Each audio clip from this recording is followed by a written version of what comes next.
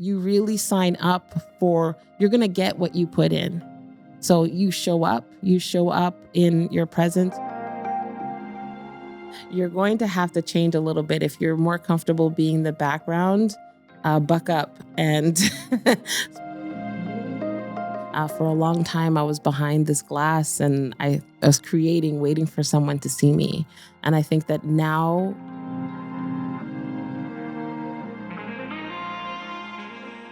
Hello and welcome back, ladies and gentlemen, to another episode of The Young Guy International, the podcast that's aimed at creating a socially connecting world by diving into captivating stories and insightful discussions from experienced people from different backgrounds. Thank you for watching the first set of episodes. We appreciate your support. Your feedback's great, and we are continuing to learn and grow and develop and find ways in which we can, make this a much better podcast now and in the near future as well. Today, as you can see, we are here at Velocity. We want to thank Velocity for helping provide us with the space to have the podcast. We want to thank the Office of Research at the University of Waterloo for offering us a financial support to be able to do the podcast, and LiftOff by CCAWR for their great financial support in today's podcast. Today with me, I am happy to announce that I have another guest, a very inspiring guest in her work, especially in the field of art and photography. She's going to take us through her journey in photography, her journey in business, but also her journey in being part of an incubator, LiftOff in particular, and how that has helped her with her business journey, her business growth and development into where she eventually hopes to see herself. I am happy to announce that I'm joined by Carol Spooner. Thank you very much for coming and joining me today. Before she takes over and gives us a bit of background about what she's been doing, I'll just give a short description. So Carol Spooner has about 15 years experience in Kitchener, Toronto in photography. She's also part of LiftOff, and she's the founder of Spooner Portraits, which she's going to talk to us about today.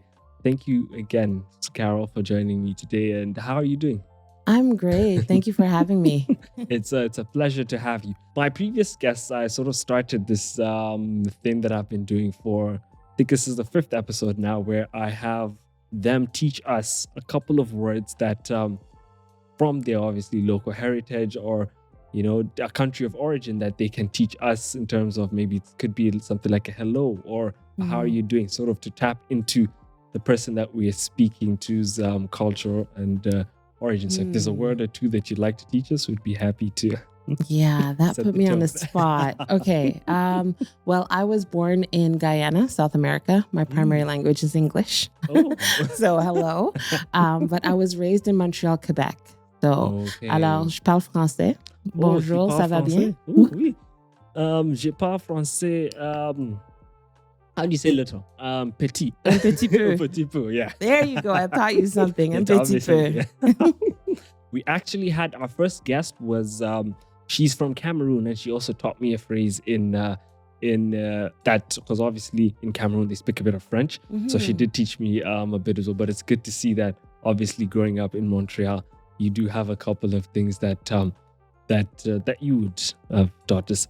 And I think that's where I'd like us to start our discussion today, is around your journey in photography. But I want to link photography to culture. And the way I want to do that is whether there is sort of anything in the work that you do, and maybe you could give us a bit more context into what Spooner Portraits does, and just trying to understand whether the work that you do in your photography, there is a link between how you grew up, the culture you're from, and how that influences the photography that you do.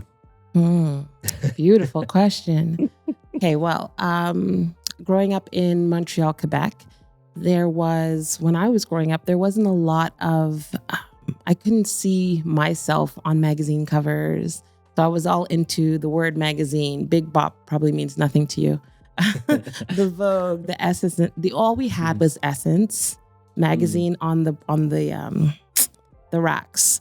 And I was hungry to see myself, to see myself makeup, the beautiful dresses.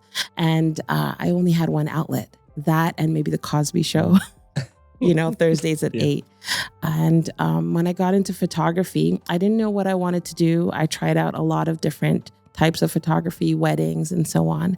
And right now, I've settled on portraits. Yes, I love portraits, but specifically, I really love taking portraits of people of color, Black and brown skin, African people, culture, because I find when I was doing my research or when I was looking for photography online, I would go on to photographers that have beautiful work, and I would see their gallery, and there was not enough Black people in the gallery.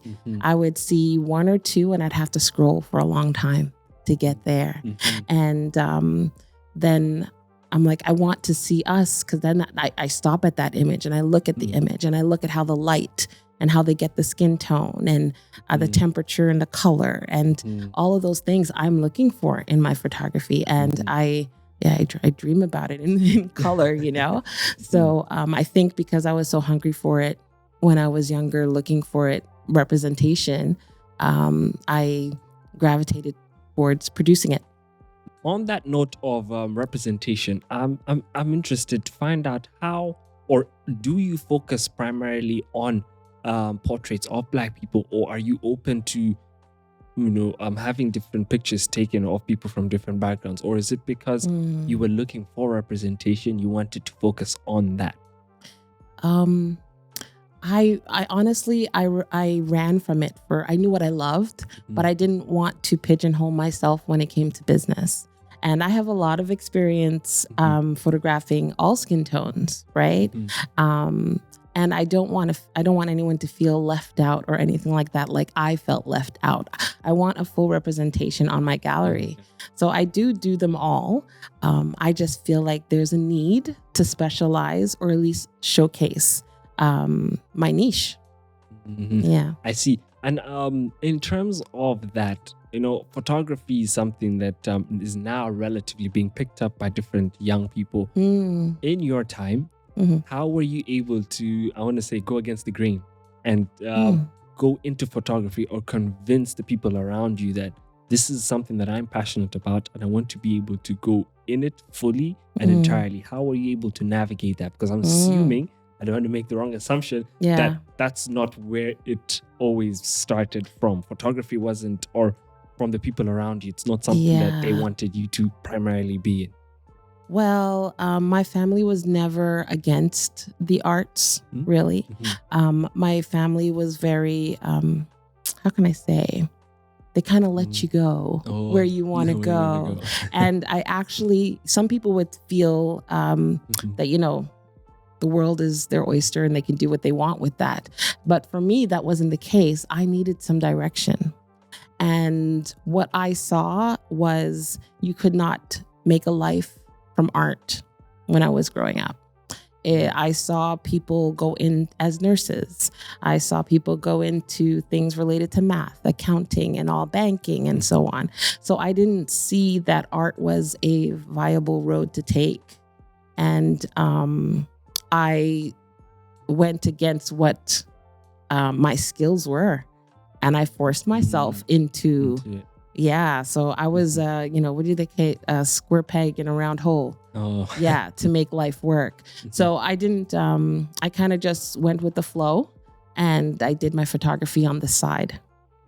So that was it. It's not till later on that I decided to carve this way out for myself. And when did you realize that this is something you can make a business out of? It took convincing, actually, from my husband. Yeah, he saw my skill, he saw what I was good at, and he was pushing me to do it. And I'm like, that's not life. I can't help with the family needs, doing this thing. So it really took the support around me to open up my eyes, to take the blinders off, to see that there is something more than just what I was raised to know as normal. And obviously, you did mention the people that have supported you. You mentioned your husband. Outside of that, now I think we're going to talk a bit more about the business incubator that you've been part of, LiftOff. Outside of that, how have business incubators like LiftOff supported and helped your growth in one, realizing that photography is something lucrative that you can make money out of, and it is impactful, but also something that you passionately are interested in going to. How have they helped develop that in you? Well, because I was not trained or I did not study business, everything about me was art. I studied light. I studied setup. I studied posing, things like that. And I did not know how to make business. I didn't know how to bring business alongside to actually fuel the vehicle that I was in. Yeah. And LiftOff, it came around. I think we're gonna have to back up a little bit, but it came around a time because I was so frustrated. I tried the business part, thinking that people would just come on board, see my work, and you know what? They'll pay me for it. Okay. And I didn't do very well. And I actually quit photography in 2019, just before COVID. I quit. I put it aside. I sold my gear. I said, this is not working. It became a really expensive hobby and not a business. And I did not take any photos for about 2 to 3 years. And then, well, like any passion, when it's ingrained in you, it's going to rise to the top again. So it did. It rose to the top. And then I'm like, you know what? I'll just buy a little camera and shoot to satisfy the itch. So I started shooting, and then I'm like, oh yeah, that image was pretty good. Let me do it again. And I did it again, and I would post it, and then people would like it. And that started to fan the fire. And then where was I? I was at an outdoor festival, and I saw LiftOff had a stand giving out flyers about what they were doing. So I Googled and I got more information, and I'm like, okay. I'm like, I was looking for help before, but I was looking at from friends and Googling, and I'm part of YouTube University. I checked up everything on YouTube and what I could consume. And LiftOff, when I said, I'm going to send in my application, I did. And they accepted me. Like I wasn't on the waiting list. Right away, they brought me in. They had the interview with me, and I started, I think I sent it in July or August, and I started in September. So it wasn't a long wait. And I had just picked up my camera again the May before. So within a few months, I was like, okay, one of the keys that I was missing to walk through this door properly was just handed to me. And I'm like, I'm here for it. Whatever LiftOff has to give me, I'm going to take it in. And they have really shown me the business side in terms of how to build a proper foundation for my business. So yes, the art is mine. I produce it, everything like that. But now it's like, how can I say this simply? You're finding ways of monetizing the art. Exactly. The vehicle that I'm driving is all souped up now. It's got, I have the marketing ideas. I have other than just perhaps shooting families that I was doing before. There's other avenues that I can go into because I see that there's a need for representation for Black people or minorities or so on in government or corporate to have different lighting. Even my children's school, their school pictures are not the best, just because they have standard lighting to blanket everyone. There's space for me. And they opened my eyes to those possibilities with the research and with the mentors that speak to me and the classes that they've had. It's been fantastic. And from obviously you're still part of LiftOff right now. You're still learning. You're not yet done. But do you see that there's been a great add in value in terms of now, because you did mention different aspects that that LiftOff has helped you in, but how from prior to joining LiftOff and then now being LiftOff, what's one thing that you can say, this is something that I did not know before that now I know and it makes sense and it has sort of helped things run more effectively? Because I know you said there's a ton of things, but in particular, what one would you think? So one would definitely be my confidence, because everyone has a phone now that they shoot with, right? Everyone, you don't necessarily need a degree in photography to be a photographer, right? So my confidence in terms of what I bring to the table, that is highlighted because they help me see the special in what I do. Also, they've given me opportunities to get into rooms that I normally would not been able to get into. For instance, I had an opportunity to shoot for the Chamber of Commerce, and I was able to meet a lot of other business people within the Chamber of Commerce. Like, you can join as a member, yes, but I stood in that room and I was able to photograph and meet and shake hands with people that I normally would not have in the past. I wouldn't even have thought to go knock on that door. So that is it. They give you access to the people. And also, I just said this the other day, I went to a launchers event, and there's a lot of people supporting LiftOff that were in that room that I had no idea were actually in those positions. Black people that I did not even know were in those offices, and other people that support what LiftOff is doing that would shake your hand, open the door, give you information. And if I was on the outside, I would not have access. Yeah. And so right now, are you fully full-time in your photography, or are you still balancing a bit of both? Wow, that's complicated. Well, because I do, I'm balancing, because I do have a family, and I do have a business with my husband, which is a logistics courier company. So I do that. And then I have my photography, which is 80%. And then the 20% is rest. And then. The reason I asked that is because right now what I see is that there are many young people my age, but also people in your generation that have a ton of things that they are going for them. But I wanted to pick your brain on how you've been able to balance having multiple things run for you at the same time, and then realizing that, okay, I need to give up all this and focus on just one aspect, which was for you, you said, was your photography. Because I remember you said 2018, you decided, I'm going to put it out, but then that passion and that lingering feeling around how you want to continue doing this, I think came back. So my question was around that and how you feel you've been able to balance it effectively and allow yourself to express your passion fully.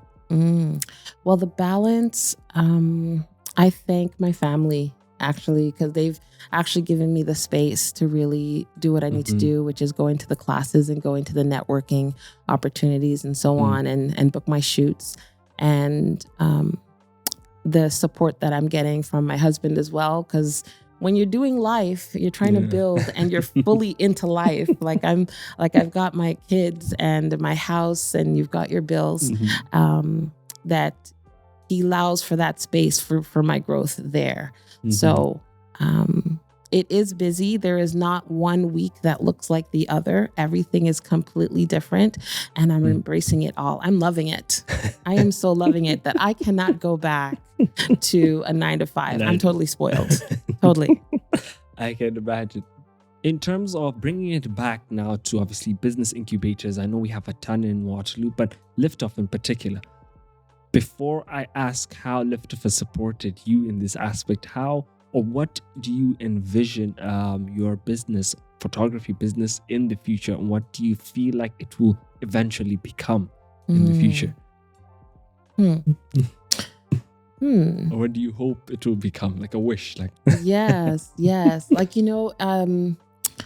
being in the room at LiftOff, it really gives you an opportunity to dream, right? So I've dreamt so many different aspects of Carol Spooner portraits. I see myself being a go-to in terms of when it comes to, there's a lot of DEI going on in corporate and government and so on. So I can see it. Yes, it is photography. Yes, it is art, but I could see myself as a specialist in the field in terms of how do we want to be represented? How can we create a balance? How can we lift the standard of both ends looking amazing, visually? We still use photography. Yeah. So I Yeah. see that being an option going into corporate and business. I never saw that before. Mhm. Before, I was definitely all about beauty and posing and makeovers and so on. And I still want to do those, but I see that opportunity as well. I have a number of questions from that answer. Yeah. But the first question I have is, what do you think? Because you said DI is in many corporate organizations now. Mm. But from your perspective, what is your unique selling point that Carol Spooner Portraits offers that another photographer doesn't offer? And I think that would be a great way to sort of understand your unique value proposition, that maybe someone watching says, hey, I would like to go to Carol Spooner Portraits for images. What would you say is your unique aspect of your business? My unique aspect. I like the story behind the image. Mm-hmm. So it's not just a snapshot, headshot of just anything. Yes, we can talk about the technical, we can talk about the lighting, we can talk about the temperature and color. But in terms of the story behind the image of whoever is standing in front of me. Mm-hmm. So I find that some images are a little cookie cutter. And I think today, because you have literally 2.5 seconds before someone scrolls past, what is it about that image is going to make them pause? Say, let me read the caption, you know? So even if it is a headshot of a local business, a Black owned business, and it's just a headshot against a white background, that doesn't tell me anything about what you do. You're a chef. Your specialty is African cuisine. What is it, the main ingredient or whatever that you are working with? What's special about your spot that you want to stop by? So the story behind it, and if it could be something as simple as what is behind your work? Why did you start it? You know, and I think that could come out in imagery. And how do you sell that story to a potential client and say, this is what I'm going to be offering you? How do I sell the story? Well, it always starts with the initial consult. I take time at the beginning. It's not about when you're available, this is how much I cost. Okay, I have openings. I always start with, okay, what do you need the pictures for? And tell me a little bit about what you do. And for instance, my last headshot, talking with her, she wasn't interested in makeup. She wasn't interested in the studio prepped look, forced posed kind of situation. So I had to think out of the box and see how I wanted to style her, where she's comfortable and you can see her expression and see her personality through the image. So we went to a coffee shop. We used natural light. I asked her a little bit more about what she was comfortable in wearing, and she told me. So I do my homework, I make my mood boards, and I try to build something that's for the client in front of me. In front of you. I see. And that's just, and then obviously through that's how you connect with them and sort of build your case for why you feel like you're the best person to. Exactly. I do need that little, even if you're giving me 15 minutes, 15 minutes to tell me about you, then I can produce what it is. Otherwise, it's going to show up like a Walmart headshot, not to drop names, but yeah. I know. And obviously, because you want to be different and have that unique aspect, because right now there's a ton of people taking images. There's all this technology that is available to us. Yes. And I think what's happening is you have different people trying to be different in different ways. And that's why I was asking you, because I wanted to pick your brain into how yours is different, or you feel yours is different. You never know. Someone might be watching and say, this might be the best portrait place to go and take these pictures from. Just to build on that a little bit, it's just because of AI, of course, let's not run around. You can't. Let's not run around that one. The thing is with AI, some of the images, they do make me stop, like the colors, the sharpness, the depth of field is so short, it makes everything pop. But also when I walk away or when I finish my sessions with my clients, it's the experience, and AI can't give you that. When you have someone going into business, or you have someone, I've had clients actually book me for their 50th. They're celebrating another part of their life kind of thing. The experience that they have in that session, they used to be stay-at-home moms. They used to be working all the time. They haven't seen their beauty in a while. And you give them those 2 to 3 hours to make them over, Tell them that they're beautiful. Show them what's behind your camera and what you see. It's transforming. It's therapeutic. And AI can't give you that experience. That's actually one of the next few questions I was going to ask around AI, because I was going to ask whether you honestly feel like AI has the potential or you think it might eventually maybe take some of these jobs away from photographers. Do you feel like you're threatened by AI in the position that you're in? You know what? At the beginning, of course, like you kind of wonder how far it's going to go. But AI knows as much as we've taught it. And I don't know how much it can create on its own. I don't think it can create on its own, right? And I think it's probably pushing us to do a little bit different than what we have been doing. Like some things have been really static. Some people believe that just clicking is enough and putting your camera on automatic and clicking is enough, and I can get paid as a photographer. So it's pushing us to really do something different. And for what, like I said, my background or what I love is a storytelling. I think that is unique. I think that it's unique with every client. And like I said, AI can't provide that experience. And you are not going, or you should not be going to AI for your graduation pictures. You should not be going to AI your 50th anniversary. So there still is a need for people. True. And just between me and you, do you obviously in the work that you do integrate an aspect of AI in one piece or the other, or do you fully try to stay away from it as much as you can? Oh no, I use it. Because as I said, I was fully versed in the art, and there's a lot of aspects in business that I'm not familiar with. And it takes a lot of time and energy to learn everything that you need to know in business, whether it is technical for websites, or SEOs. True. Or even writing a proper business plan, like help me. So I do take the help where I can get it.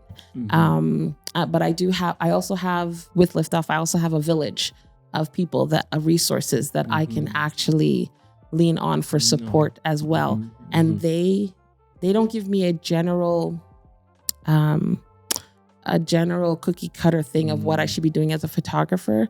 They look at me as Carol Spooner portraits and what I want to do and what fits with me. So it's personalized. I see. Yeah. The reason I was asking that was in regards to the photography, the arts aspect of the use of AI and not the business, because everyone does use it for business in one way or the other. But in terms of the art, creating the art, perfecting the art, is there a component of AI that you feel has helped if you do use AI in that aspect? Well, I think I do edit my images, and I think at this point it's probably impossible to stay away from it, because every year when they upgrade Photoshop or Lightroom, there's something else that you do not need to click. And it's automatic in the system, right? And it's like these things are actually learning your style as well to speed things up. So yes, I do use it on the editing side. I'm not as versed as I've seen online, like completely taking my clients out and putting them on the beach from an office room. I don't do that, but I do some editing, yes. Circling back to the question I asked around the future you have for Carol Spooner Portraits. Here's an idea that as you were speaking, I was like, oh, this might be something. So I just wanted to plant it and just see what your thoughts were on this idea. Have you thought or ever conceived an idea around making Carol Spooner Portraits a media hub, for example, where it could be more than just images? Maybe it could be videography. You could have studios where you people come and maybe record themselves. Obviously, that would need enhancement of resources and a team, but I think a long-term vision might be something to consider. I don't know. Like I told you, I've been dreaming a lot. So I've thought about the video aspect. Like I know what I like to see. I know I'd be a great director.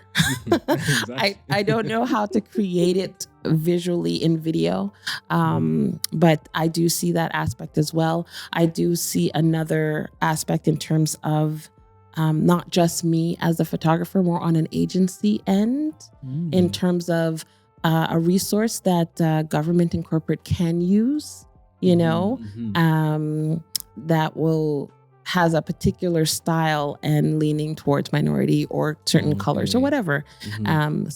In terms of, I have the link to bring people in to push the agenda forward, to see, to be able to see the things that I didn't see when I was younger. Oh, and bringing it back to now LiftOff and the position that you're in with LiftOff, how do you feel they might help you reach these different dreams and ideas from what you've seen they've been able to give you so far?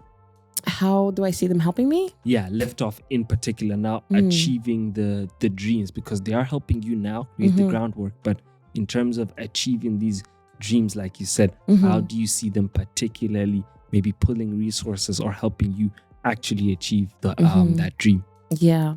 Okay, so I think it's more on the self-development side for me.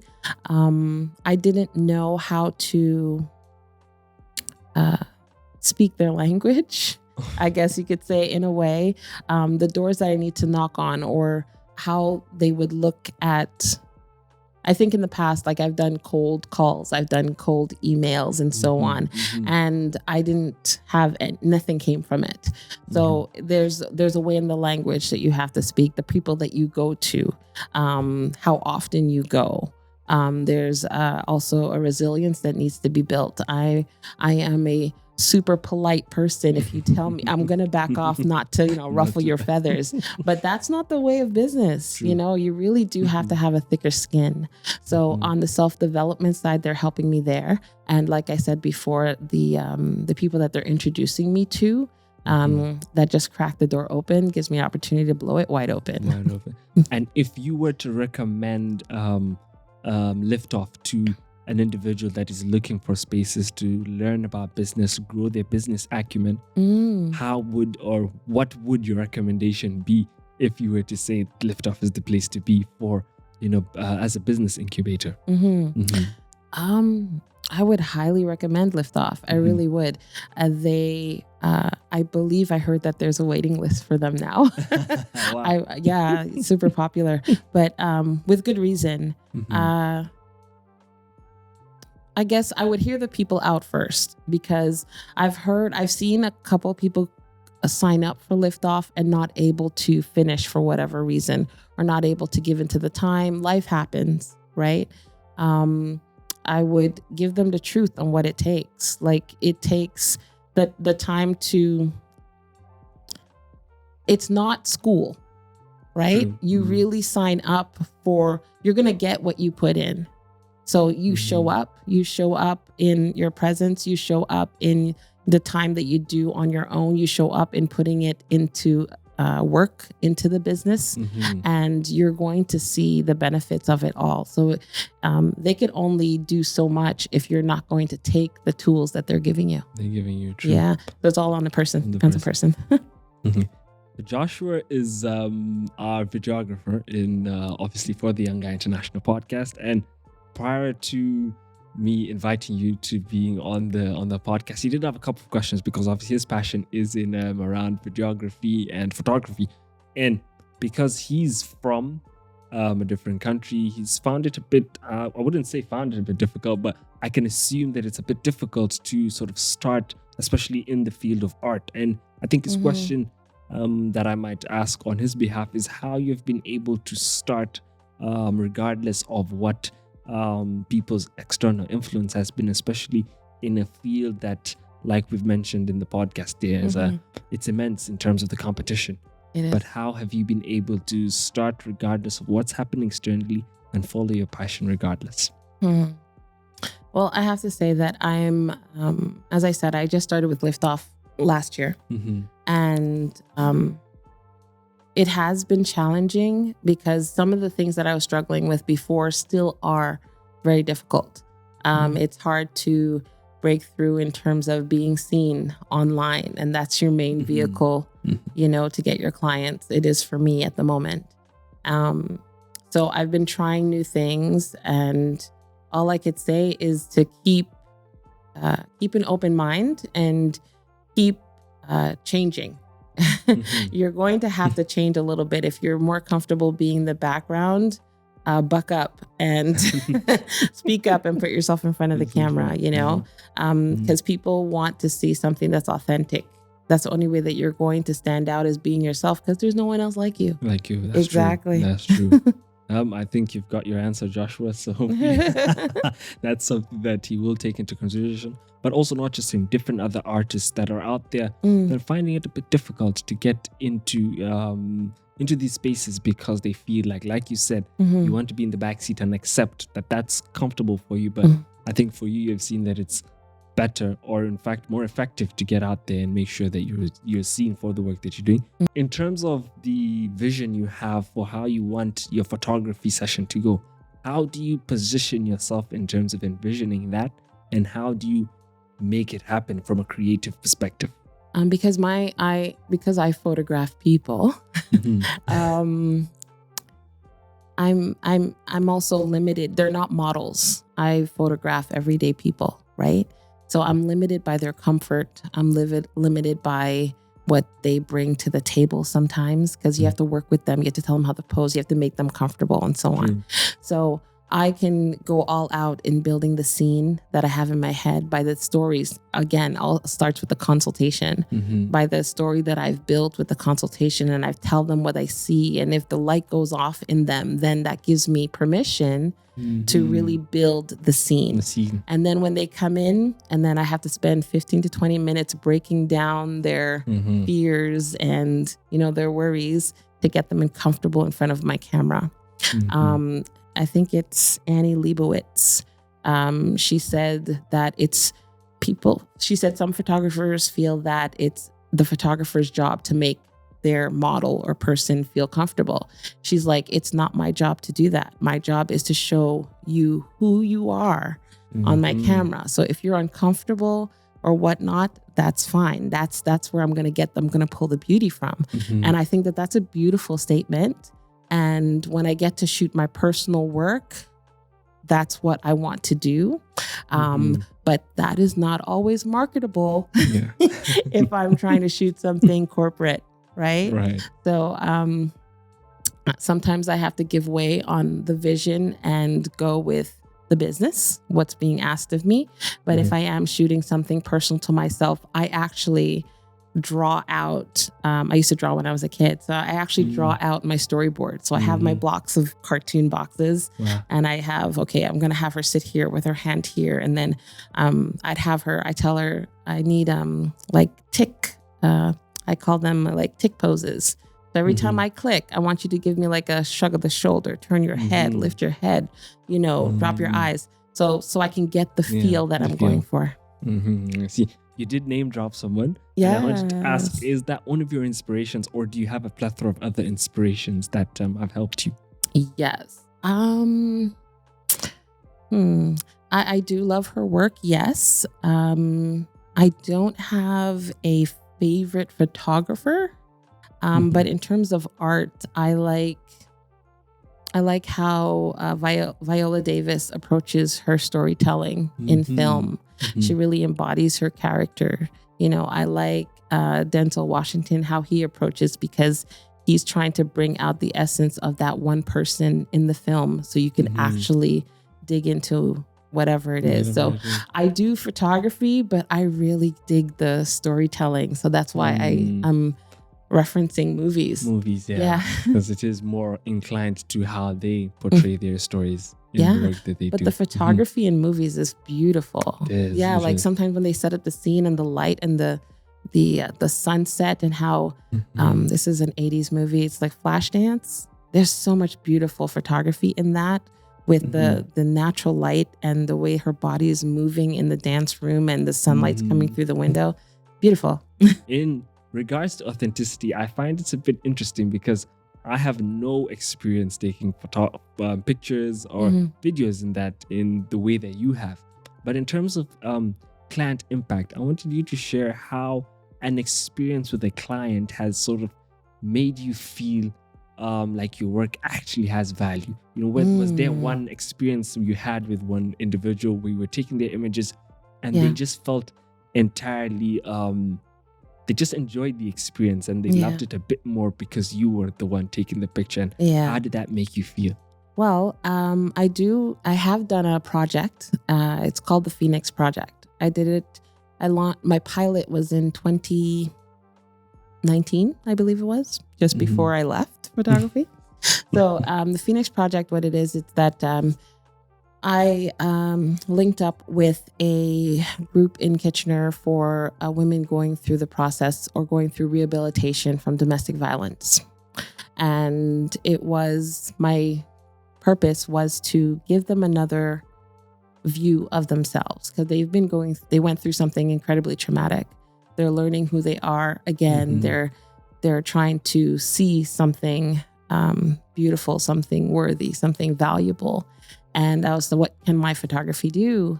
And we did a beauty day, and I partnered with hairdressers and makeup artists, and I spent time with them for the day, and we shot at the Walper. And I got their stories beforehand, and some of their stories were unmanageable for me. They were incredibly unmanageable for that they went through that kind of trauma. And then they're like, at the end, when they got their images, it's kind of like, I haven't seen this woman in a long time. You know, you could imagine just going through your life and your focus is not on yourself. You only see yourself as how everyone else or how that person is seeing you. It really is, it'll destroy your self-worth. And if I can give them something physical to look at to say that is a lie, but this is truth. I think that was the most uplifting thing that I've actually seen on the other end of my photography. Wow, that's relatively deep, and I can tell from the way you were explaining it how much of an impact it had on you, but also on the people you were taking images of. Here's an interesting question.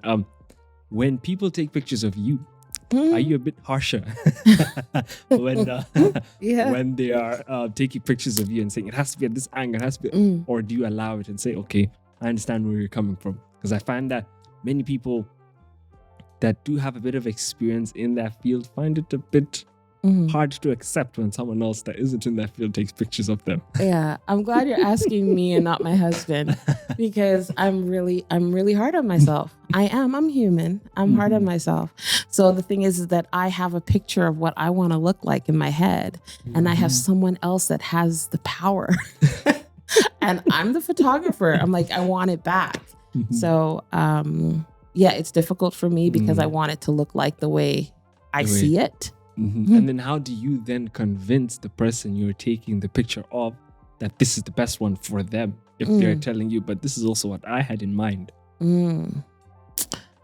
How do I let them into my vision, you mean? On how I want to see? Yes, but also how do you convince them that, okay, I've taken 10 pictures. This is the one that I think is the best. Yeah. But they're like, nope, I don't think that. So how do you go about that? Because obviously they have a vision of how they want to look. Yeah. But you're the professional taking the picture. So how do you convince them that, okay, this is the one that, or how have you been able to do the convincing? You know what? I've been really good this entire interview by giving some really awesome answers, but I do not have the answer to that one. I haven't cracked that nut. I don't know the answer. Me being on the receiving end of the camera, no one has proven themselves to me yet.